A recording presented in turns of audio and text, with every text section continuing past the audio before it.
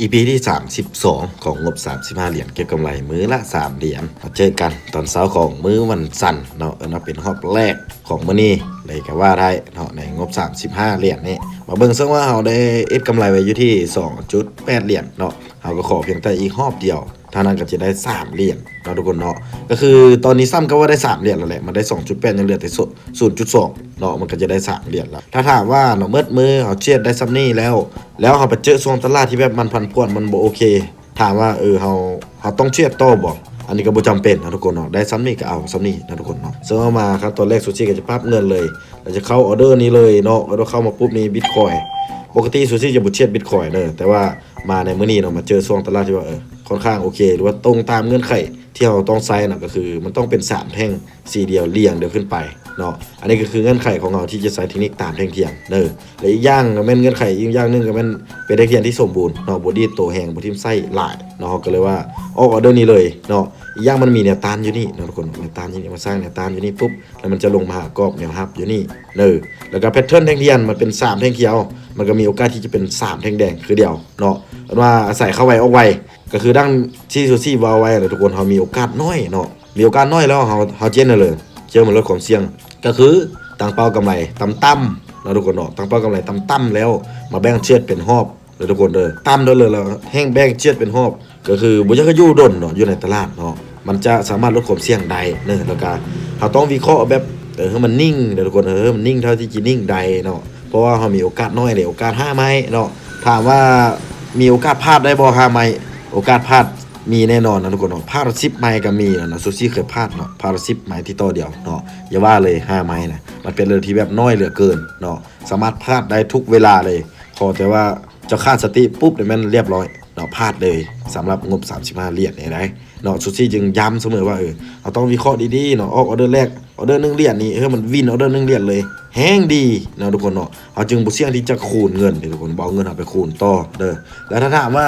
มันจะเสมอไปบ่มันจะวินออเดอร์แรกเสมอไปบ่ก็บ่เนาะมันก็บ่เสมอไปดอกทุกคนเพราะว่าการเทรดนะทุกคนมันมีผิดพลาดได้นะทุกคนเนาะถึงแม้ว่าเขาจิมันเจอซ้ำเลยเขาจิเคยเจอมันหลายซ้ำเลยมันก็เคยพลาดเดียวได้นะทุกคนเนอะไอ้ต้องเจอขึ้นเจอเนาะเขาต้องทำเจอก้อนเข้ามาในตลาดเนอะเพราะว่ามันบ่มีเลยแน่นอนมันบ่ได้แบบที่เป็นไปตามคำวิเคราะห์แบบเป๊ะๆดอกมันมีความเป็นไปได้เมื่อทุกอย่างเนาะสามารถเกิดขึ้นได้เมื่อเทื่อ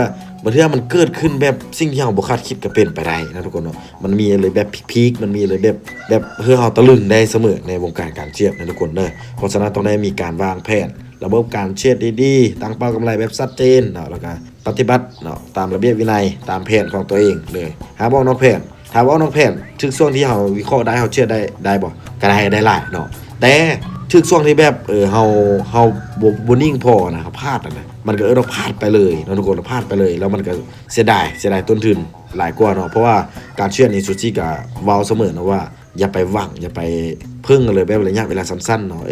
เฮาเชียดเนี่ยนะเฮาเชียดมานี่แล้วเฮาจิรวยประเดี๋ยวมันบ่มีเนาะทุกคนเนาะแล้วเฮาจะหยุดเชียดเลยบ่มันบ่เวทได้ดอกทุกคนก็คือเฮาเชียดเฮาอยากเชียดไปเรื่อยๆอยากเชียดไประยะยาวเนาะเพราะฉะนั้นอย่าคือเบิ่ง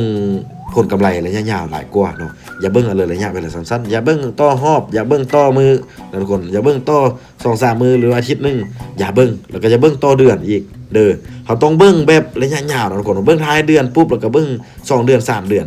เขายังมีกำไรอยู่บ่มีกำไรเขามีกำไรเท่าเลยอันนี้ต้องชัดเจนเนาะว่าเขาอยู่รอดบ่เชียดจะคือแบบประคับประคองพอร์ตเธอได้สักก่อนเนาะก่อนที่มาตั้งกำไรว่ามือนึงเท่านั้นนี่เหรียญเนาะจะคือตั้งเป้ากำไรต่ำๆก่อนก็คือเซฟพอร์ตตัวเองได้ก่อนแล้วเขาก็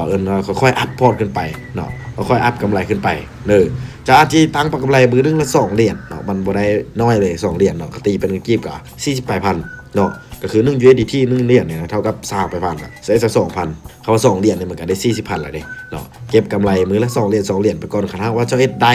หมดเดือนเจ้าบ่ล้างพอร์ตเจ้าสร้างกำไรได้ปุ๊บนี่แล้วแม่นจะอัพขึ้นไปเป็นมื้อละ3เหรียญก็ได้ค่อยๆอัพขึ้นไปทุกคนอันนี้นะไปตามสเต็ปเนาะบ่ต้องก้าวกระโดดย่างไปทีละขั้นเนาะขั้นใดเนาะเขาโดดข้ามไปขั้นสูงๆเลยแบบมันตกมาแล้วมันเจ็บได้ทุกคนมันเจ็บได้เนาะก็คือในแง่การลงทุนนี่นะต้นทุนนี่มันสำคัญที่สุดเนาะบ่แม่นกำไรเนี่ยบ่โฟกัสอยู่ที่กำไรเนาะต้นทุนของเราสำคัญที่สุดก็คือรักษาต้นทุนเราได้ดนเท่าเลยมันแห้งดีหรือว่ามันเป็นการที่ว่าพัฒนา ดีขึ้นเท่านั้นนะทุกคนเนาะบ่แม่นว่าจะตั้งเป้ากำไรอัพขึ้นไปแบบโอเวอร์เป็นบ่ได้นะทุกคนเนาะยามเลยก็แบบตั้งเป้ากำไรสูงๆแล้วพอแตกเนาะเงินเอาต้นทุนเอาสูญเสียแล้วเอาเงินทุนเข้ามาตลอดนี่อันนี้ก็บ่ได้เนาะปาเลยเจ้าจึงสิได้กำไรเนาะก่อนที่ว่าเจ้าสิได้กำไรนะเจ้าสิหักล้างหรือว่าเจ้าสิแก้พอร์ตติดลบของเจ้านะที่สะสมมานะมันก่อนที่แก้พอร์ตได้มันยากนะทุกคนเนาะเขาบอกเลยติดลบนี่มันง่าย แต่การแก้พอร์ตนี่มันยากเด้อขอบอกไว้ก่อนเลยมันยากแก้พอร์ตติดลบนี่นะเวลาที่เราเสียไปแล้วเรื่องเขาจีกอบกู้คืนมาได้มันยากอีหลีนะทุกคนเนาะเพราะฉะนั้นนั่นเลยก็ได้ที่ว่าจีให้พอร์ตเฮาเนี่ยอยู่ดนไปก็เนาะนั่นเลยก็ได้ที่จะลดความเสี่ยงให้กับตัวเองก็เด้อทุกคนเด้อพยายามเอาตัวเองนะไปอยู่จุดที่แบบมันบ่เสี่ยงหลายเกินไปนะทุกคนเด้อซึ่งว่าในห้องมีซูซี่ก็เข้ามาปุ๊บเนาะว่าอาศัยจอบเอาเนาะเข้ามาปุ๊บสนะปั๊บซูซี่ก็หยุดเลยเนาะแล้วก็จะเก็บพอร์ตไว้นะทุกคนเนาะจะเก็บเอาไว้ไปต่อยอดใน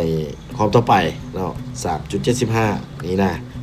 เก็บนี่ไปเขาก็เก็บนี่ไปมาเบิ่งเนาะว่าจิรอดฮอต EP ที่เด้อคันว่ามันรอดฮอตท้ายเดือนนี้ซูซี่ก็จะมาสรุปมาเบิ่งเนาะสำหรับงบ35เหรียญนี้ที่ซูซี่เชียดมาเป็น EP มาแต่ EP แรกจนฮอด EP นี้มันจะได้กำไรเท่าเลยแล้วเนาะซึ่งว่าในการเชียดนี่ซูซี่ก็บ่ได้เชียดแบบได้กำไรตามเป้าทุกมือได้ทุกคนบางมือซูซี่เชียดแต่รอบเดียวได้กำไร0จุดปลายหรือว่าเชียด2รอบได้กำไร1จุดปลายซูซี่ก็หยุดเนาะมันว่าเรื่องเวลาของเฮาพร้อมเนาะเฮาต้องมีเวลาแท้ๆที่เข้ามาเชียดนะทุกคนเด้อต้องมีเวลาแท้ๆต้องนิ่งๆเนาะบ่แม่นสมมุติว่าเจ้าเวียกอยู่จะพักเวียก4-5 นาทีหรือว่า20 นาทีเจ้าเข้ามาเชียดอันนี้ก็บ่เอานะทุกคนเนาะเฮาบ่มีเวลาที่ว่าจีนิ่งใดหรือว่ามีเวลา2-3 นาที4-5 นาทีก็เข้ามาเชียดอันนี้ก็บ่เอาคือเดียวเนาะเฮามีเวลาน้อยเฮาบ่นิ่งทุกคนเด้อเฮาต้องแบบอยู่ในช่วงที่แบบเฮานิ่งๆเฮามีเวลาแท้ๆมีเวลาที่จะมาท่ามันมาเวลาที่มาคุกคีมาสังเกตเบิ่งแพทเทิร์นเบิ่งเทงเทียนหรือตลาดซะก่อนเนาะที่ว่ามีเวลาก็บ่หมายความว่าจะมีเวลาหลายแล้วเจ้าจะมาเชียดหลายบ่แม่นได้เนาะบ่แม่นได้บ่ได้แนะนำหรือว่าบ่ได้เป็นลักษณะแบบนั้นได้เนาะทุกคนเนาะก็คือเจ้าเชียดหลายเท่าเลยความเสี่ยงเจ้าสิหลายขึ้นเท่านั้นในการเชียดเนาะพยายามที่ว่าจะเอาตัวเองนะมาอยู่ในตลาดใช้เวลาน้อยที่สุดในการเชียดเด้อแล้วมันดีเนาะเขาสิลดความเสี่ยงได้เวลาใส่จอบเอาเว็บสไนเปอร์มาซุ่มปั้งบานึงแล้วมันได้แล้วก็หยุดเลยคือดังที่ซูซี่มาตลอดเนาะชนะออเดอร์นึงปุ๊บนี่บ่ว่าจะได้กำไรเท่าไหร่ก็ย่าเฮาหยุดเลยเนาะชนะออเดอร์นึงปุ๊บหยุดปั๊บออเดอร์นึงปุ๊บหยุดปั๊บไปเรื่อยๆพักช่วงเวลาไปเป็นชั่วโมงนึง2ชั่วโมงก็ว่าได้ไปเนาะแล้วกลับเข้ามาเบิ่งคันว่าช่วงตลาดโอเคซูซี่ก็ปฏิเสธถ้าตลาดบ่โอเคซูซี่ก็บ่เชื่อเลยในรอบนั้นเนาะ EP นี้เฮาก็ได้ตามเป้าเนาะก็หยุดเลยว่ามาจอบมาท่าเบิ่ง EP ต่อไปเนาะสิเป็นนั่นเลย